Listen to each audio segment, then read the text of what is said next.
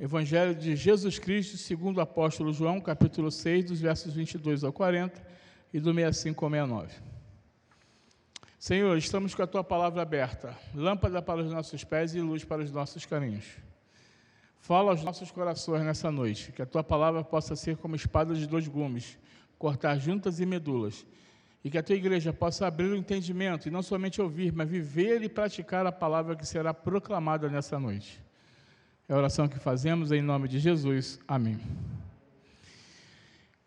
No dia seguinte, a multidão que ficara do outro lado do mar notou que ali não havia senão um pequeno barco, e que Jesus não embarcara nele com seus discípulos.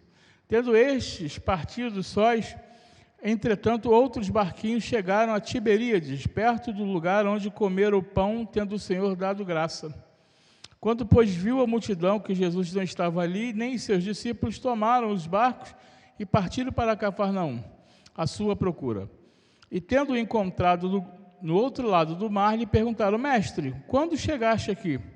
Respondeu-lhe Jesus: em verdade vos digo, vós me procurais, não porque vistes sinais, mas porque comeste dos pães e vos fartastes. Trabalhai não pela comida que perece, mas pela que subsiste para a vida eterna, a qual o Filho do Homem vos dará. Porque Deus, o Pai, o confirmou com o seu selo. Dirigiam-se, pois, a ele, perguntando: o que faremos para realizar as obras de Deus? Respondeu-lhe Jesus: a obra de Deus é esta, que creais naquele que por ele foi enviado. Então lhes disseram eles: que sinal fazes para que vejamos e creiamos em ti? Quais são os teus feitos? Nossos pais comeram maná no deserto, como está escrito: deu-lhes a comer pão do céu. Replicou-lhe Jesus: em verdade vos digo, não foi Moisés quem vos deu o pão do céu, mas o verdadeiro pão do céu é meu Pai, que vos dá. Porque o pão de Deus é que desce do céu e dá vida ao mundo. Então lhe disseram: Senhor, dá-nos sempre desse pão. Declarou-lhe, pois, Jesus: eu sou o pão da vida, e quem vem a mim jamais terá fome, e o que crê em mim jamais terá sede. Porém, eu já vos disse que, embora me tenhais visto, não credes. Todo aquele que o Pai me dá, esse virá a mim, e o que vem a mim, de modo nenhum lançarei fora. Porque eu desci do céu, não para fazer a minha própria vontade, e sim a vontade daquele que me enviou. E a vontade de quem me enviou é esta, que nenhum eu perca todos o que me deu. Pelo contrário, eu o ressuscitarei no último dia. De fato, a vontade de meu Pai é que todo homem que vir o Filho e nele crer tenha vida eterna, e eu o ressuscitarei no último dia. Verso 65 ao 69. E prosseguiu: por causa disto é que vos tenho dito, ninguém poderá vir a mim se pelo Pai não lhe for concedido. À vista disso, muitos dos seus discípulos o abandonaram e já não andavam com ele. Então perguntou Jesus aos 12: porventura quereis também vós outros retirar-vos? Respondeu-lhe Simão Pedro: Senhor, para quem iremos? Tu tens as palavras de vida eterna, e nós temos crido e conhecido que tu és o Santo de Deus. Palavra do Senhor, irmãos. Poder assentar.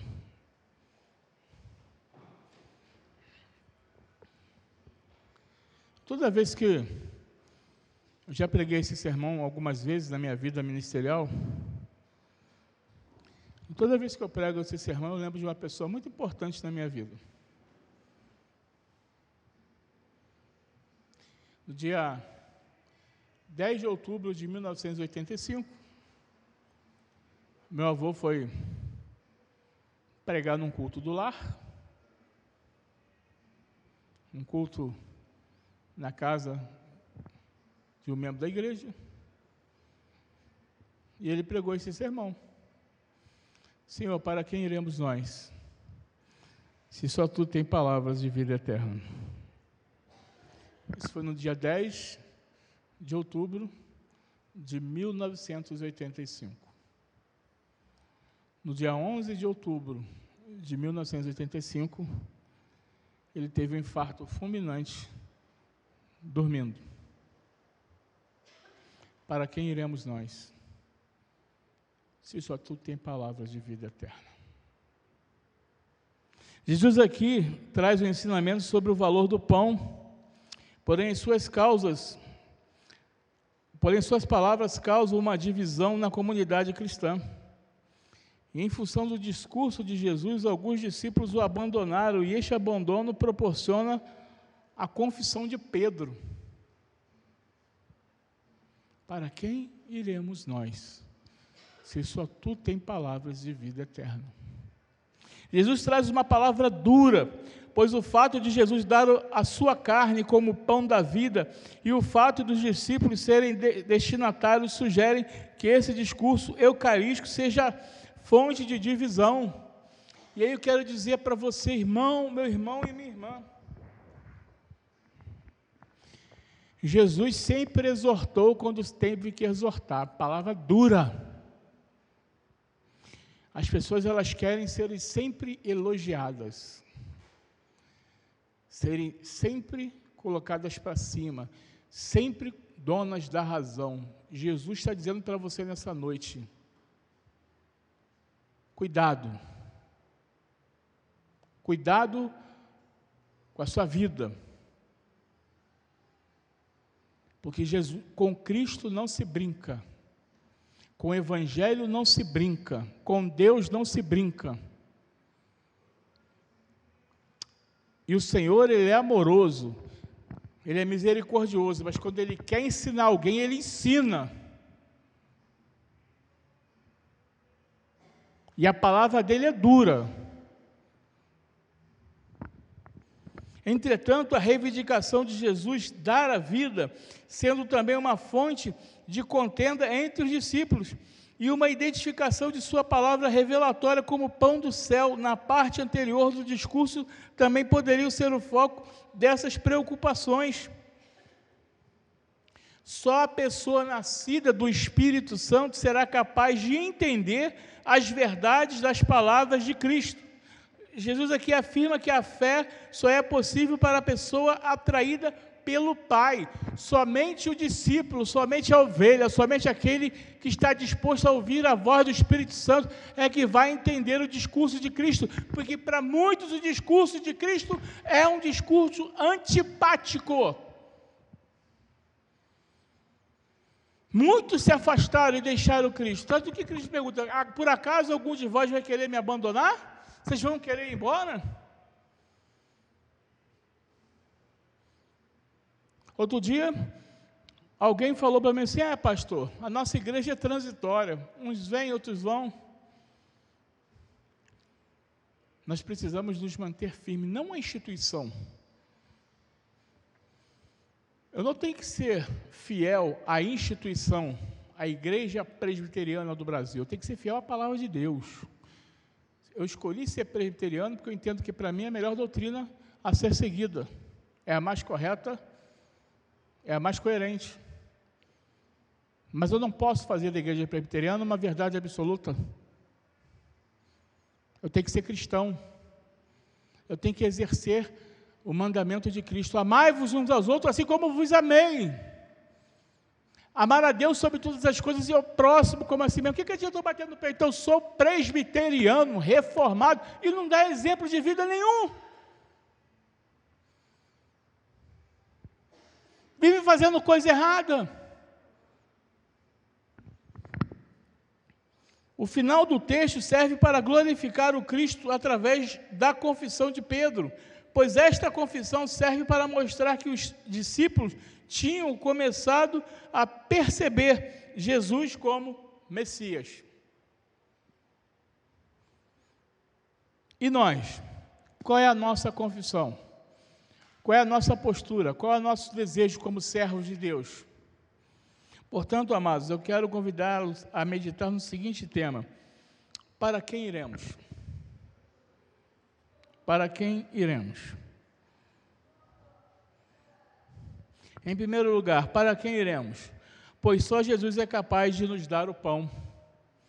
Mas, pastor, que pão é esse que Jesus é capaz de nos dar? Nesse capítulo, nas sessões anteriores, Jesus surpreende a muitos com o milagre da multiplicação dos pães. E depois desse milagre, Jesus ensina que Ele era o pão vivo que desceu do céu. Olha, como é que ele multiplica o pão e depois ele diz que é o pão vivo que desceu do céu? Nesse sermão, Jesus e a multidão são comparados e contrastados com o provimento do maná aos israelitas do deserto e ao milagre de Jesus ao alimentar os 5.000 homens. Que naquela época não se contava mulheres nem crianças. Então, se a gente fizer uma matemática aí, fácil, vamos imaginar que cada homem era casado e tinha 1 ou 2 filhos, daí 15 a 20 mil pessoas. No barato. As pessoas pensavam que a vida eterna podia ser assegurada por meio de algo que elas mesmas pudessem fazer. Porém, Jesus mostrou que estavam muito enganadas, a salvação é de graça. Até mesmo esta fé é obra de Deus. Eu quero dizer para você que está aqui presente na igreja, e você está aqui assistindo na sua casa, você não consegue se salvar. Você não consegue se salvar. A salvação é uma graça irresistível. A salvação é uma graça irresistível. É o chamado eficaz. Todos, não existe distinção de pessoas. Todos nós pecamos e destituídos fomos da glória de Deus. Mas o Senhor, através da sua misericórdia, do seu amor, resgatou-nos do império das trevas para o reino do Filho do seu amor.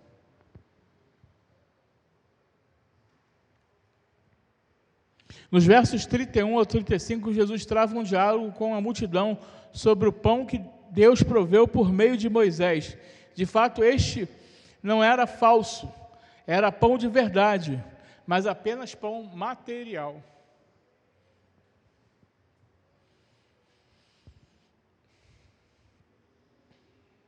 Nós precisamos, irmãos,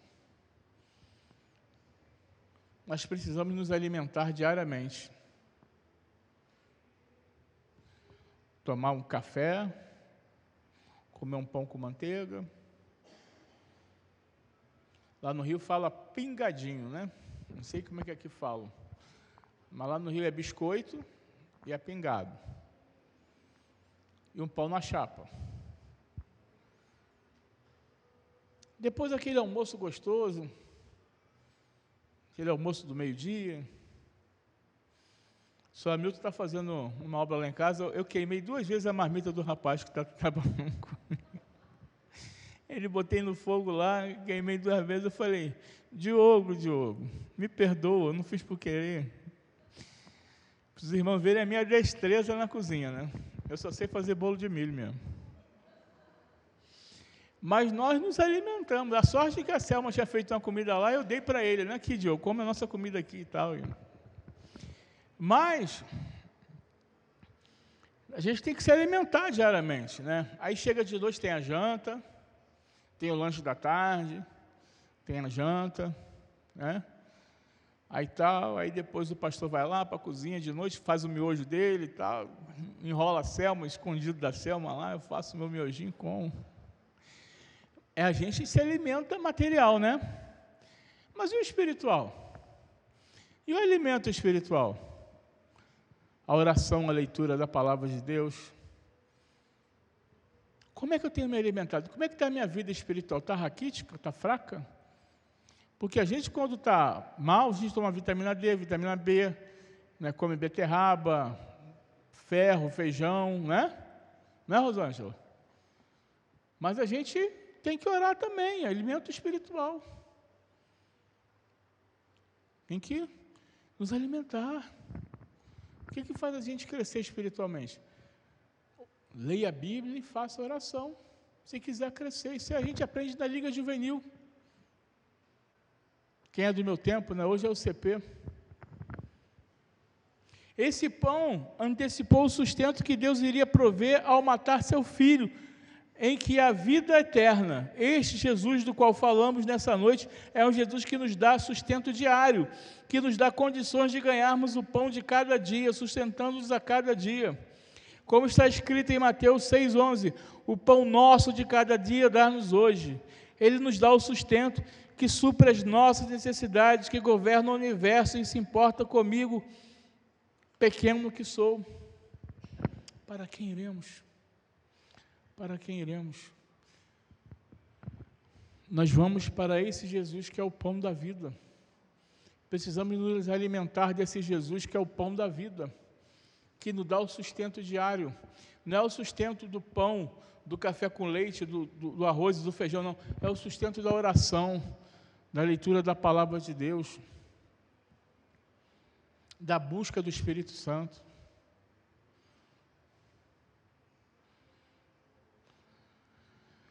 Todos os dias, irmãos, eu faço a minha devocional, eu oro, eu peço a Deus e no final eu mando. Depois de fazer a minha devocional, eu mando para todo mundo um áudio de 3 minutos e meio sobre aquela palavra daquele dia, como alimento espiritual. Quando o pastor mandar para você, lembre-se, pare, ouça, leia, pegue a Bíblia, medite. Nós precisamos ter o nosso momento a sós com Deus, nos alimentarmos. Eu tenho dito aqui que nós precisamos ter as nossas experiências com Deus. Eu preciso ter a minha experiência, você precisa ter a sua experiência com Deus. E eu tenho certeza, se você buscar a Deus, buscar o Senhor enquanto se pode achar, invocar enquanto Ele está perto, Deus vai fazer a diferença na sua vida. Não sou eu que digo, não é a palavra dele que está dizendo. Segundo lugar, irmãos, para quem iremos? Pois Jesus, Ele é o pão. Ele nos dá o pão, mas Ele é o pão.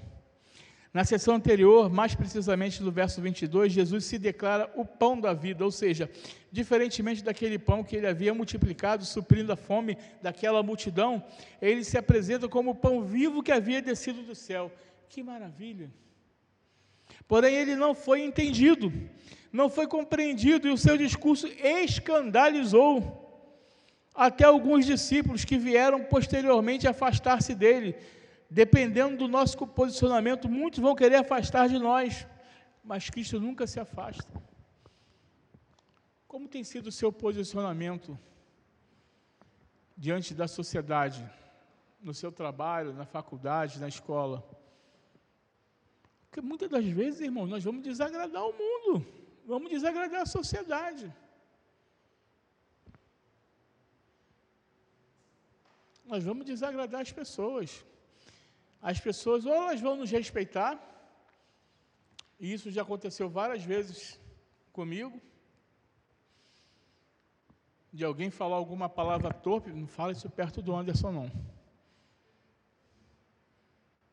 Eu já contei aqui, Selma trabalhava no local, o médico ria, zombava, todo dia pela manhã ela chamava os colegas de trabalho, dava as mãos e orava. O médico via, zombava, ria, se passava no meio da roda, empurrava, e ela nunca reclamou, ela nunca brigou, ela nunca reivindicou o direito dela de orar antes do horário do trabalho. Certa ocasião, aquele homem fumava no rosto delas e tal, certa ocasião, aquele homem tinha um filho, e virou para ela e falou assim: eu queria fazer um pedido. Pois não, doutor, eu queria que vocês fizessem uma prece para o meu filho, porque ele está muito doente. E a Selma: pois não, nós vamos orar pelo seu filho. Nunca mais ele zombou daquela reunião. Qual tem sido a sua postura? Qual tem sido o seu posicionamento? Nós precisamos fazer a diferença, irmãos. O diabo, vosso adversário, anda a seu derredor, esperando o momento que possa te o quê? Mas o anjo do Senhor acampa ao... Então, antes do diabo vir, o anjo do Senhor está do meu lado, me protegendo. E nós temos que ter isso em mente, dar o bom testemunho. Nós temos que caminhar e ser testemunho. Se a nossa posição vai escandalizar, escandalize. Se a nossa posição vai ferir alguém, que vai ser contrário ao que a maioria pensa. Se está na Bíblia, eu creio. Eu estou com a Bíblia.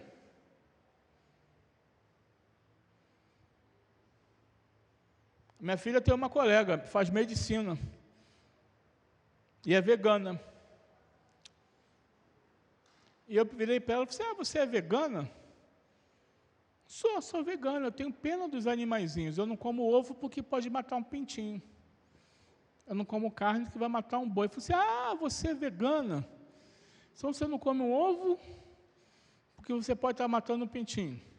Você não come uma carne, você está matando um boi. Um frango, você mata uma galinha ou um frango. Um peixe, você mata um peixe. Sim, mas você é a favor do aborto? Sou. Eu falei, mas como é que pode? Quer dizer, então que você tem pena do bichinho, mas não tem pena da criança. É isso que a sociedade quer impregnar nos nossos filhos, irmãos. E nós temos que nos posicionar. São contradições que a sociedade quer empurrar a goela abaixo, e a igreja do Senhor, as portas do inferno não prevalecerão sobre a igreja de Cristo. E nós temos que nos posicionar. Como é que eu vou ter pena de um animal e não vou ter pena de uma criança que foi concebida? Nós precisamos nos posicionar, ainda que as pessoas fiquem contrárias a nós. Uma vez eu fui dar uma palavra na faculdade, que eu fiz economia, aí tinha que falar algum assunto sociológico, eu fui falar sobre aborto, quase que me engoliram, quase que me mataram, mas eu mantive a minha opinião. Nós temos que nos posicionar.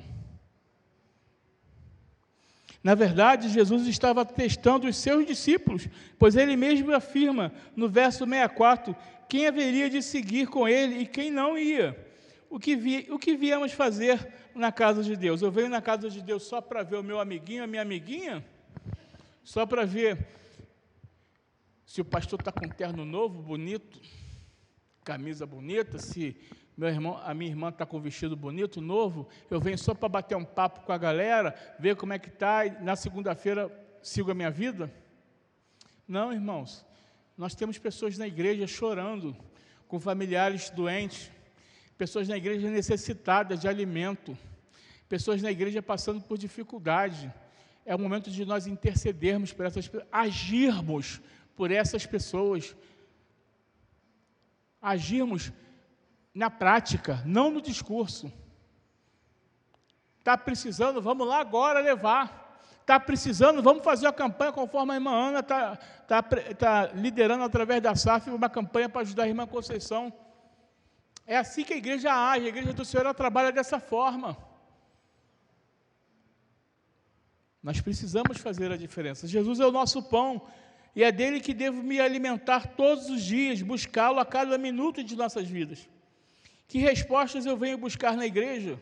Será que eu venho na igreja para somente vigiar o meu irmão? Se meu irmão passa por mim e não fala, eu digo, que antipático. Passou por mim, não me deu nem bom dia, nem boa noite. Às vezes o irmão está distraído. Às vezes o irmão está com a cabeça longe. Mas não, o pastor passou por mim, nem deu bom dia. Viu o pastor na rua, ele virou a cara. Eu nem virei a cara, eu estou distraído. A Selma até briga comigo, antes você tem que olhar a rua direita, você atravessa no meio da rua, você atravessa, não olha e tal, ela me chama a minha atenção. Porque eu sou distraído. Então, se você me vê na rua, fala, pastor, me chama, que eu posso estar distraído. Que respostas eu venho buscar na igreja? Irmãos, olhe para Cristo, olhe para o alvo, olhe para frente, não fique murmurando pelos cantos, ouça a mensagem de Cristo, alimente-se da palavra de Deus, fortaleça-se do alimento espiritual. Tinha um desenho que, lembra aquele desenho?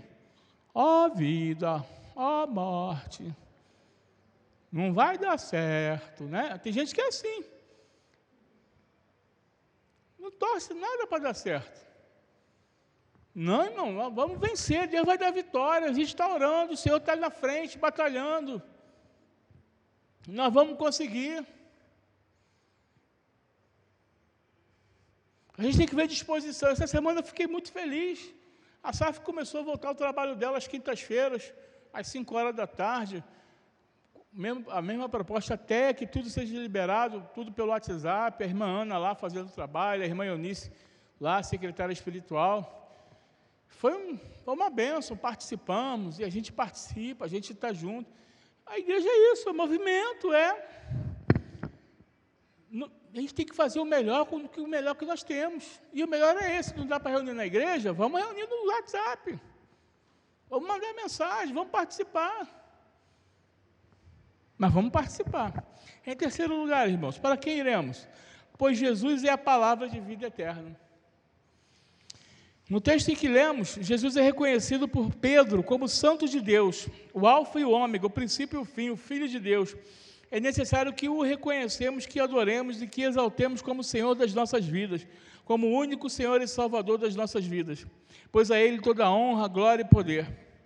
Não podemos desanimar, precisamos enfrentar os nossos problemas de cabeça erguida, sempre olhando para frente, olhando para o invisível. E aí eu quero partir para a conclusão. Vou fazer um teste com a igreja. Quem souber, levanta a mão. Se não souber, não precisa levantar a mão, não. Qual é o texto da Bíblia que o pastor mais gosta? Falei domingo passado. Ih, pessoal, não lembrou, né? Oi?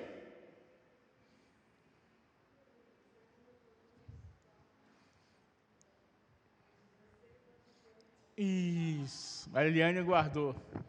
2 Coríntios 4, 16 a 18. Eu já disse aqui que o texto da Bíblia que mais fala ao meu coração, 2 Coríntios 4, 16 a 18. O salmo que fala mais ao meu coração é Salmo 19.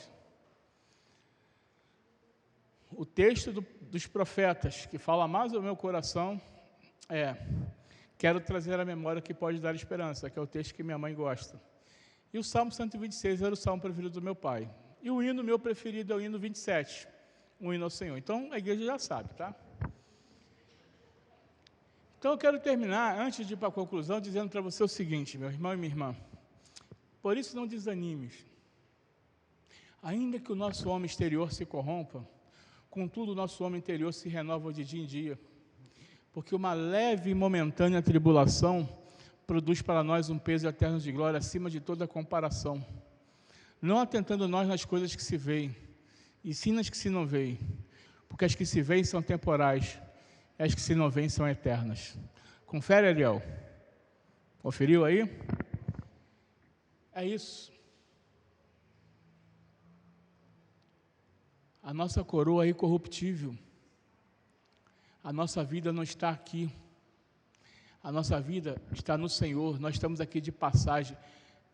E enquanto estamos aqui, nós temos que exalar o bom perfume de Cristo. Reconhecer que Jesus é o pão vivo que desceu do céu.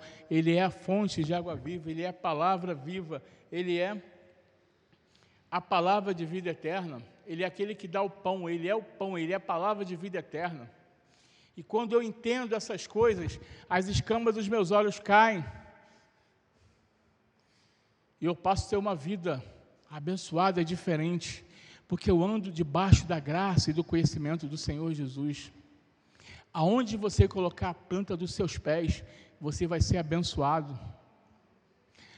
Você que está começando um emprego novo, você que está começando no seu trabalho novo, se você tem algum superior que é exigente com você, que é impaciente, quando você botar a planta dos seus pés, você fala, Senhor, aqui reina o teu nome, com toda a autoridade que tu me deste, eu não aceito, vai mudar, muda essa situação, eu creio, eu te sirvo, eu te adoro, muda, e Deus muda, mas você tem que tomar posse, você tem que botar a planta dos seus pés e dizer, Senhor, eis-me aqui, usa-me como teu servo, luz da tua palavra aqui nesse local. Eu tenho certeza, eu tenho fé em Jesus, que aonde você botar a planta dos seus pés, o Senhor fará você prosperar. Não é prosperar em dinheiro não, irmãos. Não é prosperar em dinheiro não. É prosperar sobre a bênção e a misericórdia do Senhor. Você vai fazer a diferença a ponto das pessoas dizerem: caramba, como fulano mudou, como fulano está diferente. Fulano brigava, falava, acontecia, agora fulano está calmo, tranquilo. Mas para isso, irmãos, precisamos cortar as alianças com o mundo. Precisamos cortar. Uma vez me chamaram para fazer um bolão da Mega Sena. Eu não faço bolão da Mega Sena, eu não participo disso. Ah, você é muito bobo. Bobo por quê? Eu não concordo com isso. Faça a diferença, irmãos. Faça a diferença. Ah, não tem nada a ver. Um bolãozinho. Olha ali, se a pessoa, se todo mundo ganhar, eu também ganho. Então, um dinheiro amaldiçoado. Quantas famílias deixam de comer, de se alimentar para jogar aquilo ali, que é um vício? É assim? Eu já falei aqui com algumas pessoas, né? Se ganharem na Mega Sena, nem fala que ganhou, porque eu não aceito o dízimo aqui de quem ganha na Mega Sena. Não aceito. Se falar que é da Mega Sena, fica com o teu dinheiro, porque eu não aceito. Eu, como pastor da igreja, não aceito.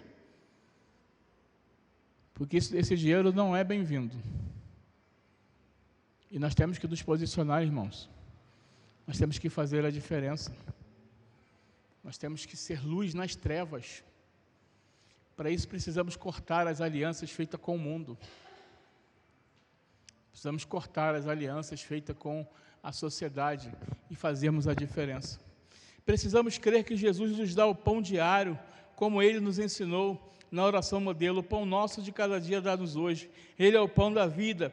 Quem comer dele jamais terá fome. O pão da vida é o que nos alimenta espiritualmente, renovando o nosso homem interior, dando as forças dia a dia.